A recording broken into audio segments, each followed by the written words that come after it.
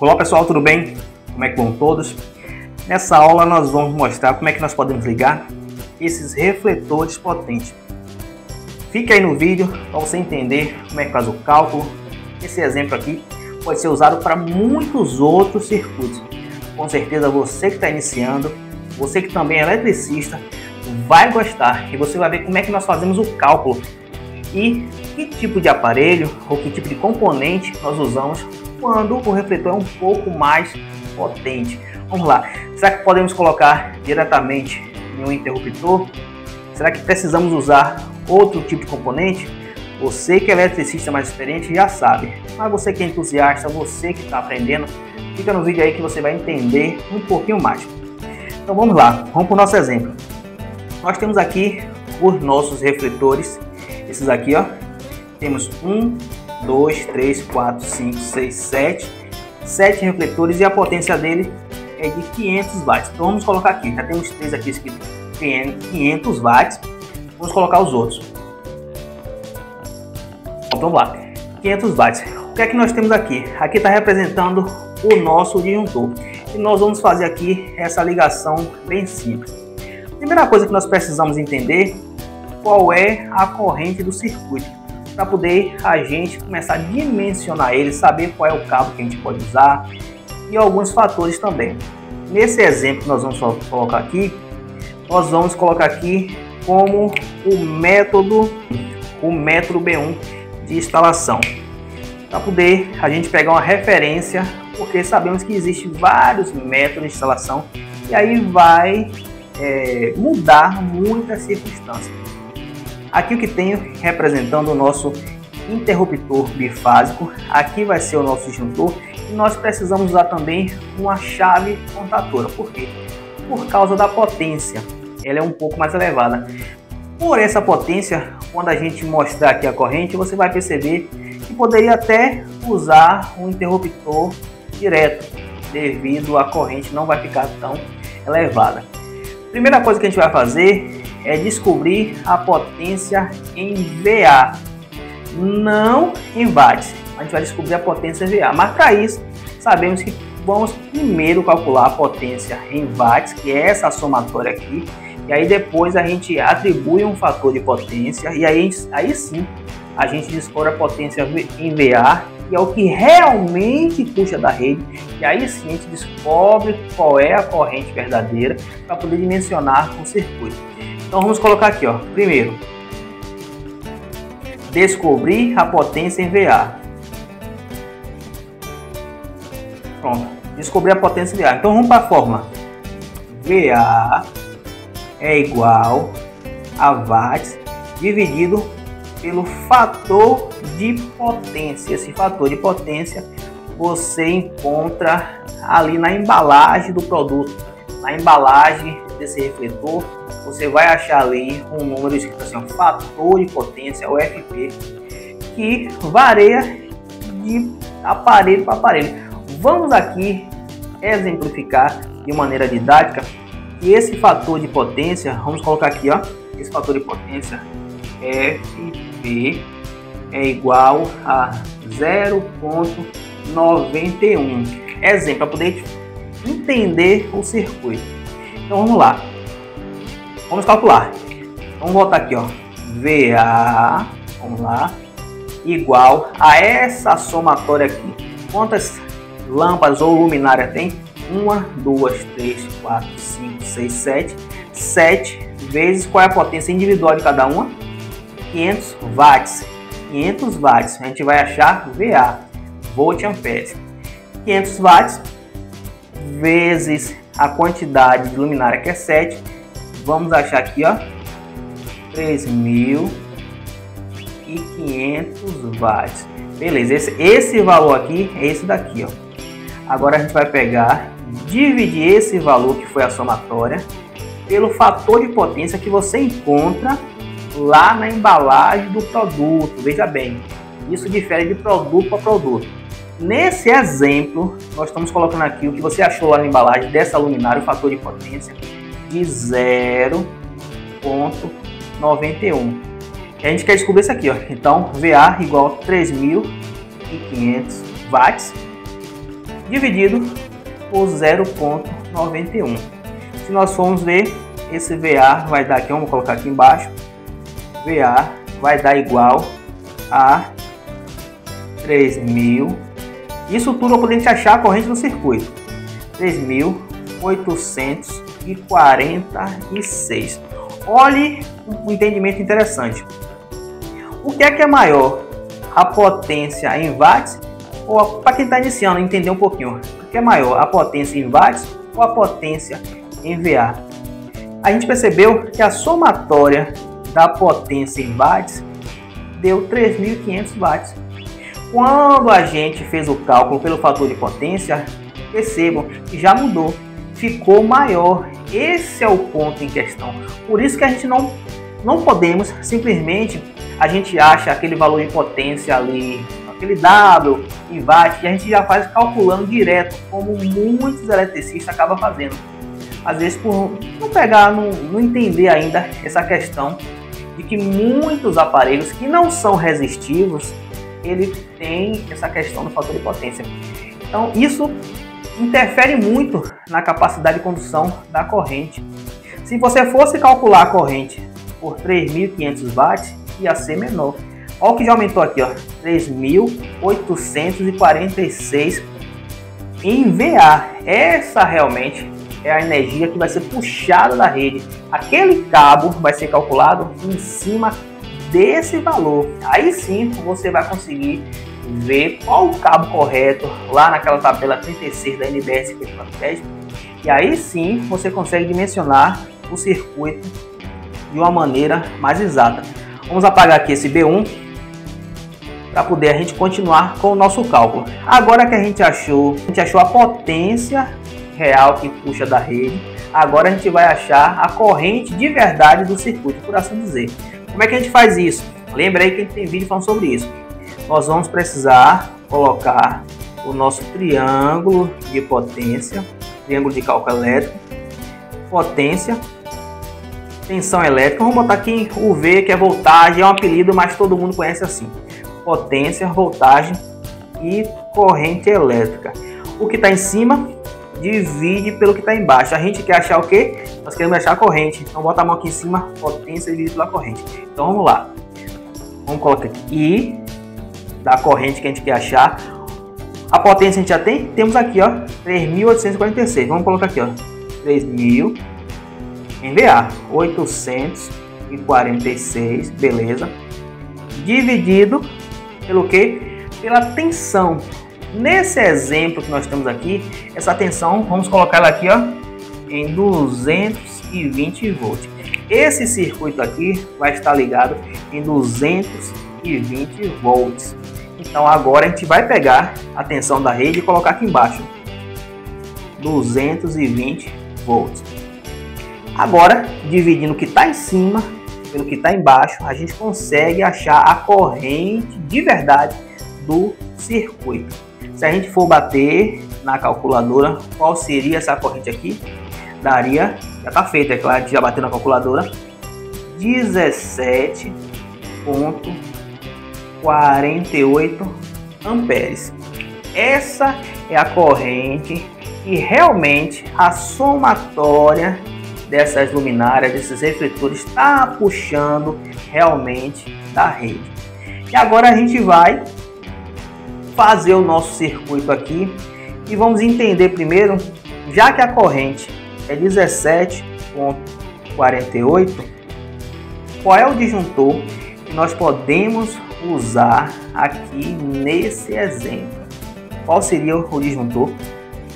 Será que nós podemos usar um disjuntor abaixo de 17,48? Não, a gente não ia poder usar esse disjuntor 17,48. Por quê?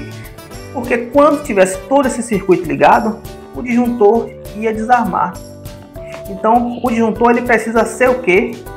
Precisa ser igual ou um pouquinho maior do que a corrente do circuito. De preferência, ele seja um pouquinho maior do que a corrente do circuito. Sabemos que não tem um disjuntor, comercialmente falando, de 17,48. Esse disjuntor aqui, o mais próximo disso, seria o de 20. Agora tem a questão do cabo. Qual cabo a gente poderia aplicar aqui nesse circuito? Será que a gente poderia aplicar um cabo de 1,5 mm? Sabemos que é circuito de iluminação. Circuito de iluminação, a norma permite que o cabo mínimo seria 1,5 mm. Só que a corrente já ultrapassou a capacidade do cabo ali na tabela de número 36 da NBR 5410. Se a gente for ver lá na tabela, o cabo que nós podemos usar, o próximo, que é o de 2,5 mm. Nesse método B1, com fator de agrupamento 1, ali o condutor em PVC, 30 graus, no máximo aqui até 28, 29, 30 metros a distância. Nessas circunstâncias, veja bem, porque se você muda o método de instalação, isso aqui muda também. Tem outros fatores atenuantes que vai fazer com que esse cálculo seja um pouco diferente. Nós estamos colocando aqui no método B1, que é o método mais tradicional, aquele método embutido, eletroduto embutido em alvenaria. E vamos colocar aqui, ó, fator de agrupamento aqui, ó, F, fator de agrupamento. Qual é? Vamos colocar aqui, ó, fator de agrupamento 1. Apenas esse circuito dentro do eletroduto. Então vamos lá. Qual o cabo que nós podemos usar aqui, de acordo com a tabela? Vamos apagar aqui para poder dar espaço.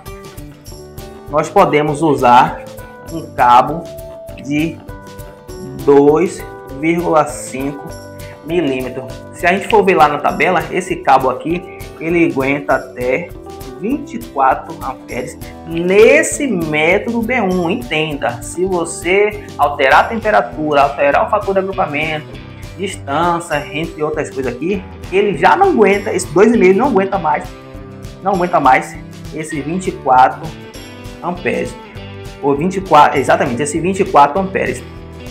Vamos colocar aqui do ladinho, só para a gente não esquecer, a corrente do nosso circuito. Deu 17,48 amperes. Agora que já sabemos qual é o cabo que nós vamos aplicar, vamos então fazer aqui o nosso circuito. Vamos lá, vou apagar aqui. Se ficar com dúvida, dá uma olhadinha de novo no vídeo, nessa nossa videoaula, para poder você entender. Agora vamos fechar esse circuito aqui. Lembrando que nós não vamos colocar uma alimentação direta no disjuntor, é um disjuntor bipolar, que é um circuito 220, então precisa ser interrompido as duas fases. Então aqui está o que representa o nosso disjuntor bipolar. Vamos colocar aqui uma contactora. Vamos ligar um circuito de potência, vocês vão ver agora aqui ligado o circuito de potência, e um simples, um dos mais simples de todo, circuito de comando, que vai ser através do nosso interruptor bipolar. Vamos apagar aqui também, para poder dar espaço. Então vamos lá, vamos colocar aqui as perninhas da lâmpada, para a gente fazer o nosso circuito. Como é em 220 volts, nós vimos que o nosso disjuntor, a gente acabou conversando ali, e o nosso disjuntor que nós vamos aplicar, ele é o que? A corrente do circuito, lembra aí, foi 17,48 amperes. Então o nosso disjuntor vai ser um pouquinho acima. Vamos colocar um disjuntor de 20 amperes, disjuntor bipolar de 20 amperes. Pode ser usado esse disjuntor em relação à capacidade do cabo, que a gente vai colocar, que é o cabo de 12,5 mm? Pode. Por quê? Nessa circunstância, no método B1, a gente percebeu que o cabo de 2,5 mm, ele aguenta até 24 amperes. Então esse disjuntor de 20 vai estar protegendo o cabo. Ele está um pouco abaixo da capacidade total do cabo. Então o cabo aguenta. Se houver algum problema, um superaquecimento, o disjuntor vai desarmar antes de chegar no limite total da capacidade do cabo. Essa é a função do disjuntor. Por isso é interessante dimensionar bem o circuito, levar em conta também um método de instalação, para poder o disjuntor ele proteger o cabo. Entenda, o disjuntor ele protege, na maioria das vezes, 99,9% o cabo. Então vamos lá, vamos fechar o nosso circuito agora. Disjuntor bipolar 20 amperes. Temos aqui o nosso interruptor bifásico e temos também aqui a nossa chave contatora. Vamos colocar aqui A1 e A2. Um pequeno comando. Sabemos que não vamos prolongar sobre a questão de comando, mas sabemos que para poder fechar uma contactora, para que ela funcione, precisamos alimentar o A1, uma perninha da bobina, o A2, que é a outra perninha da bobina. O que acontece? Cria aquele campo magnético ali, e aqueles contatos mecânicos se atraem, fechando assim a passagem de L1 para a passagem de baixo da contactora. Aí a tensão que está em cima, ela passa para baixo, sem ter nenhum contato com a bobina, simplesmente por causa do campo eletromagnético que é criado, e aí aquele núcleo atrai, fechando o contato. Então vamos lá, vamos fazer isso aqui, ó.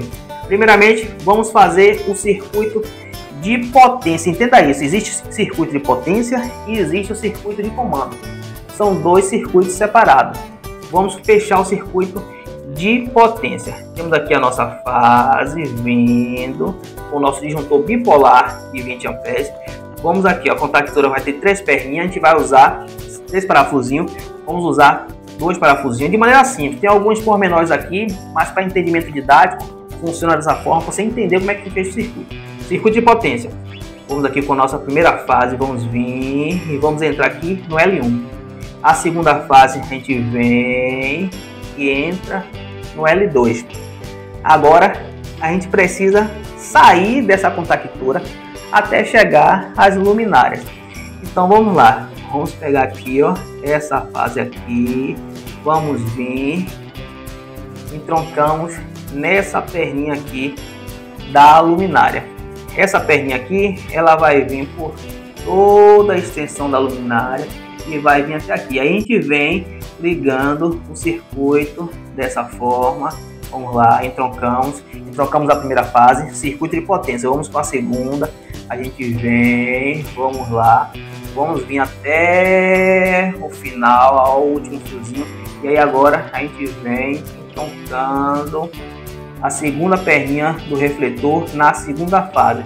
Circuito 220 bifásico nesse exemplo. Circuito 220 bifásico. Vamos lá, e a gente vai completar o nosso circuito de potência. Completamos o nosso circuito de potência? Sim, beleza. Se ligar esse disjuntor aqui, essas lâmpadas vão acender? Não. Por quê? Porque precisa essa fase aqui e essa fase passar para baixo. Ela só consegue passar para baixo quando, como a gente falou inicialmente, houver o campo magnético e que puxar os contatos. Aí sim, é como se fosse assim, ó, esses contatos são abertos.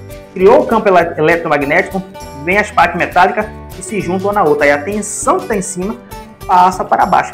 Para poder fazer esse contato se fechar, precisa fazer aqui, ó, energizar um A1, que é uma perninha da bobina, como se fosse um transformador, por assim dizer. Cria um campo magnético fazendo uma atração. De maneira didática para poder a gente entender. Agora vamos fechar o circuito de comando. Lembre bem, isso aqui é um circuito muito simples. Circuito de potência já foi concluído. Vamos colocar aqui, ó, o nosso cabo foi 2,5 milímetros. Nesse exemplo, veja bem, nesse exemplo a corrente do nosso circuito foi de, vamos colocar aqui, 17,48 amperes no método B1, fator de agrupamento 1. Circuito de comando. Aqui é o que? Nosso interruptor bipolar. Então vamos pegar uma fasezinha aqui. Depois da proteção do disjuntor, vamos vir e entramos aqui. A outra fase de baixo, a gente vem, entrou aqui. Agora, é óbvio, como a gente falou, para poder fechar a contactora, precisa energizar A1 e também A2 com fase diferente. Entrou uma fase L1, entrou uma fase L2, ou seja, uma fase RS, ou como você queira chamar. Fechou os contatos, criou o campo e o contactor ele armou. Então vamos fechar aqui esse circuito. Vamos lá, fechei A1. Agora falta o que? Falta A2. Vamos vir aqui no foco de quem está aprendendo agora. Vamos lá, fechou. Fechamos agora o nosso circuito de comando. Vamos escrever aqui, ó, comando, circuito de comando. E esse de cá é o circuito de potência. Vamos lá, circuito de potência. esse que vem direto aqui no disjuntor, entrou na contactora, foi direto para os refletores. Circuito de comando que vai fazer esse acionamento. Por que bifásico? Porque existe duas fases vivas. Qual é o interessante desse circuito? Esse comando aqui você pode fazer a uma distância muito longe, muito longa, melhor dizendo, porque a corrente dessa bobina que está aqui dentro da contactora, que faz criar esse campo eletromagnético, a potência dessa bobina é muito baixa. Isso quer dizer que você pode pegar esse interruptorzinho aqui e colocar numa distância muito afastada dessa contactora. E aí você vai conseguir acionar esse circuito com uma distância muito longe. Esse é um simples exemplo, veja bem, um simples exemplo de um circuito de potência acionado por um circuito de comando. Nas próximas aulas nós vamos mostrar muitos outros circuitos interessantes para você que está iniciando e também para você que é profissional. Não se esquece de compartilhar esse vídeo também. Se inscreve aí no canal, se inscreve aí. Tem também o Valeu Demais, tem aquele e-book para iniciante. O e-book que a gente tem agora para iniciante, a gente está fazendo um novo e-book aí para você. Já está vindo aí, dentro de mais algumas semanas, está vindo um super e-book de verdade. Um e-book que é uma verdadeira aula, são verdadeiras aulas que vai estar nesse e-book. Mas por enquanto está esse e-book de iniciante, para iniciante da área de instalações elétricas, para você aí. Assiste aí nossos próximos vídeos, deixa seu like, se inscreve no canal, compartilha também nossos vídeos, para que você possa também ajudar outras pessoas que estão iniciando na área das instalações elétricas. Valeu pessoal, até mais, fica agora aí com o nosso próximo vídeo.